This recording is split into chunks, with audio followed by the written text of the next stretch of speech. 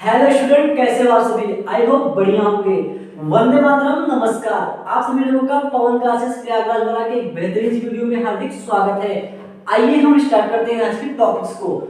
आज हम पढ़ने वाले हैं क्लास 12 की फिजिक्स का एक बहुत ही इंपॉर्टेंट टॉपिक्स, जो कि हम डेरिवेशन लेकर के आए हैं। और वह डेरिवेशन कौन सा है? वृत्ताकार धारावाही चाप के कारण केंद्र पर उत्पन्न चुंबकीय क्षेत्र।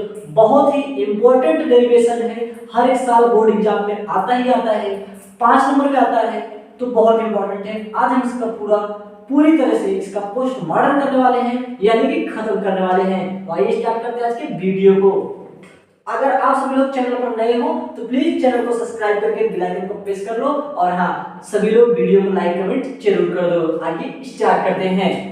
आज का हमारा टॉपिक है वृत्ताकार धारावाही चाप के कारण केंद्र पर उत्पन्न चुंबकीय क्षेत्र। हमने एक वृत्ताकार धारावाही चाप बना लिया है जिसका केंद्र O बनाया है, और यहाँ पे PQ एक इस तरह से बिंदु है जिसका चाप dl है।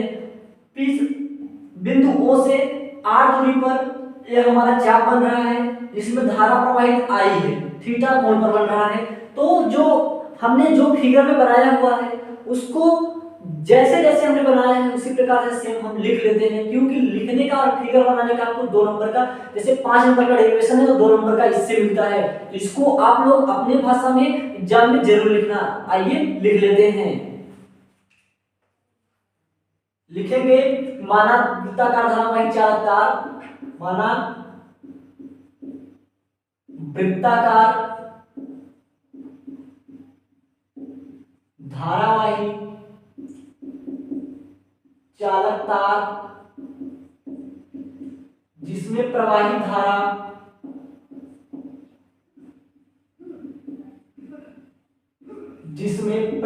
धारा I है। थीटा कोण पर स्थित है,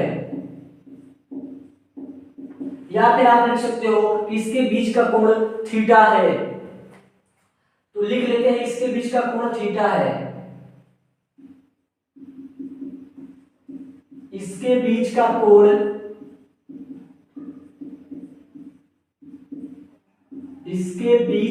कोण थीटा है। इसका चाप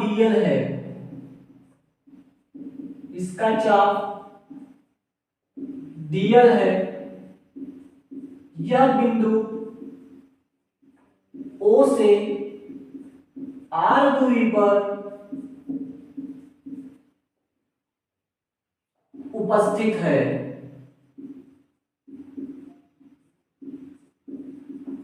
तो हमें बिंदु O पर, केंद्र O पर चुंबकीय क्षेत्र की गणना करनी है। चुंबकीय क्षेत्र की गणना करनी है। इस प्रकार से हमने जो लिखा था पूर्ण रूप से वैसे ही हमने क्या किया, अपनी भाषा में लिख दिया। अब आइए हम डेरिवेशन की तरफ चलते हैं। तो हम मान लेते हैं यहां पर, माना केंद्र पर उत्पन्न चुंबकीय क्षेत्र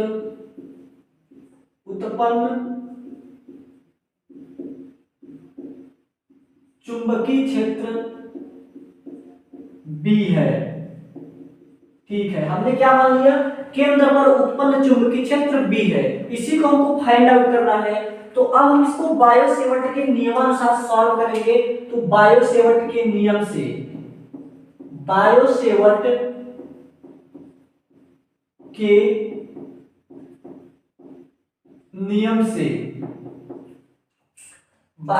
का नियम क्या होता है? जो बायो-सेवर्ट का नियम होता है B बराबर mu naught upon 4 pi I dl sin theta divided by r square. अब इसको हम अगर सॉल्व करेंगे तो यहाँ पे थीटा आ रहा है साइन थीटा। अगर हम इस पूरे अपने चाप में देखें तो जो चाप होता है वृत्ताकार धारावाही जो चाप होगा, वृत्त के कारण जो कोई चाप बनता है तो वह 90 डिग्री का होता है, क्योंकि जो पूरा वृत्त होता है वह 360 होता है और जो अर्धवृत्त होता है वह 180 होता है। और जो एक पूरा वृत्त होता है उसमें 4 चाप लगे होते हैं, मतलब काटेंगे उसको तो देखिए इस प्रकार से एक जैसे वृत्त हो गया, यह एक वृत्त हो गया तो इसमें इस प्रकार से 4 चाप निकलेंगे, 1 चाप, 2 चाप, 3 चाप और 4 चाप। तो इस प्रकार से 4 चाप निकलते हैं, मतलब 4 से डिवाइड कर दोगे 360 से तो 90 डिग्री आ जाएगा। यहाँ पे जो थीटा बन रहा है 90 डिग्री है, तो यहाँ पे रख के सॉल्व कर लेते हैं। तो यहाँ पे हो जाएगा mu naught upon 4 pi into ideal sine 90 divided by r square. अब अगले स्टेप देखिए, b बराबर mu naught upon 4 pi into ideal sine 90 का मान 1 हो गया तो 1 अपान आर स्क्वायर। अगले स्टेप में b बराबर mu naught upon 4 pi into ideal upon r square. अब एक बात और जानते हैं, हम आइडियल हटाना है, हमको आइडियल हटाना है तो एक काम और हम कर सकते हैं। हम जानते हैं जो चाप होता है, चाप बराबर कोण गुणित त्रिज्या। यह आपने 7 या 8 में पढ़ा रहा होगा। जो चाप होता है L बराबर थीटा इंटू आर होता है। तो यहाँ से जो चाप क्या है हमारा dl है, कोण क्या है थीटा इंटू त्रिज्या क्या है r, तो यहाँ से dl बराबर थीटा r हमने एक प्राप्त कर लिया, dl बराबर थीटा r। अब हम इस dl की जगह पे थीटा r रिप्लेस कर देंगे। रिप्लेस जब करेंगे तो यहाँ से हो जाएगा b बराबर mu naught upon 4 pi into इस i की जगह पे i ही रहेगा इंटू dl की जगह पे हो जाएगा हमारा theta into r, theta r divided by नीचे हमारा r स्क्वायर यहाँ से था ही।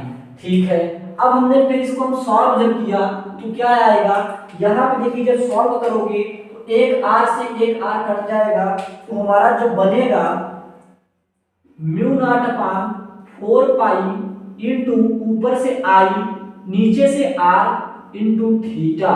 यह हमारा हो जाएगा किसी वृत्ताकार धारावाही चाप के कारण केंद्र पर उत्पन्न चुंबकीय क्षेत्र का फार्मूला।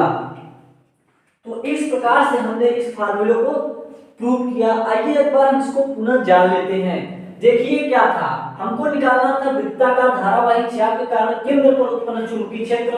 तो हमने एक वृत्ताकार धारावाही चाप बनाया, इसी को सेम हमने जैसे जैसे इसको बनाया वैसे लिख लिया। ठीक है, उसके बाद हमने माना केंद्र पर उत्पन्न चुंबकीय क्षेत्र B है। ठीक है, उसके बाद हम बायो-सेवर्ट का नियम लगाए।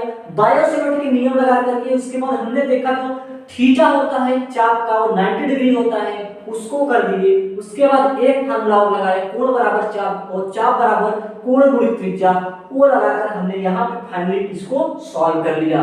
तो एकदम हमने इजीली तरीके से आपको बताया है।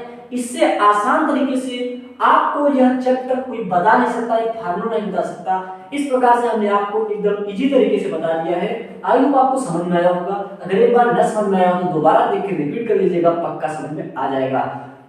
अगर आप जब से लोग अभी चैनल को सब्सक्राइब नहीं किए तो प्लीज बार बोल रहा हूँ, चैनल को सब्सक्राइब करके बेल आइकन को प्रेस कर दो, वीडियो को लाइक कमेंट कर दो और हाँ, वीडियो को जितना ज्यादा से ज्यादा हो सके शेयर कर दो। और आप लोग हमारे फेसबुक और इंस्टाग्राम पे भी ज्वाइन हो जाइए, टेलीग्राम सब जगहों पे पवन क्लासेस प्रयागराज वाला सर्च करेंगे आपको मिल जाएगा।